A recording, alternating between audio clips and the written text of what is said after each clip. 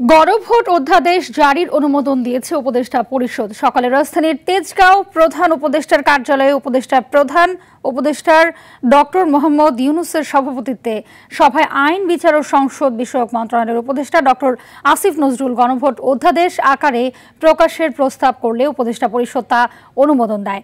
এর আগে গত ২০ নভেম্বর বৈঠকে গণভোট আইন অনুমোদন করে উপদেষ্টা পরিষদ। ইতিমধ্যে ২০২৬ সালের ফেব্রুয়ারির প্রথমার্ধে ত্রয়োদশ জাতীয় সংসদ নির্বাচনের সঙ্গে একই দিন গণভোট আয়োজনের ঘোষণা দিয়েছিলেন প্রধান উপদেষ্টা। দেশে ১৯৭৭, ১৯৮৫ ও ১৯৯১ এখন পর্যন্ত ৩টি গণভোট অনুষ্ঠিত হয়।